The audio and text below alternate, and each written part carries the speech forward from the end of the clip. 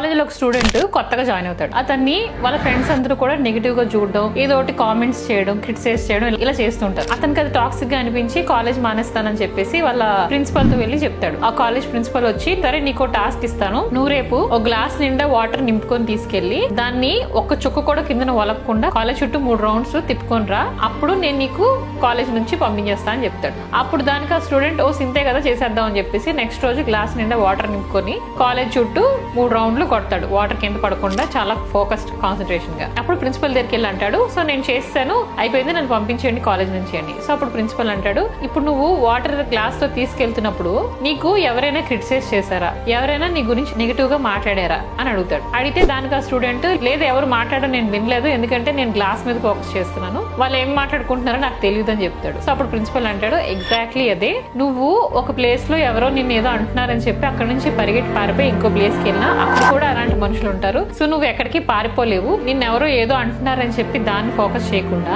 నువ్వు గ్లాస్ మీద ఫోకస్ చేస్తున్నంత సేపు నిన్ను ఎవరేమంటున్నా నీకు వినపడలేదు, నువ్వు దాన్ని పట్టించుకోలేదు, ఎందుకంటే నీ ఫోకస్ గ్లాస్ మీద ఉంది, వాటర్ పడకుండా ఉంది. సో లైఫ్ లో కూడా అలాగే నెగిటివ్ పీపుల్ మీద ఫోకస్ చేయకుండా మన ఫోకస్ ఎప్పుడు మన మీద, మన సెల్ఫ్ గ్రోత్ మీద ఉండాలి. అలా ఫోకస్ చేసినప్పుడు మనకి మన చుట్టూ నెగిటివ్ పీపుల్ ఎంతమంది మనం లాగుతున్నా కూడా వాళ్ళు చెప్పేది మన మైండ్ లోకి వెళ్ళదు. సో మనం మన మీద మనం ఫోకస్ చేస్తే నెగిటివిటీ అనేది మన దగ్గరికి రాకుండా ఉంటుంది.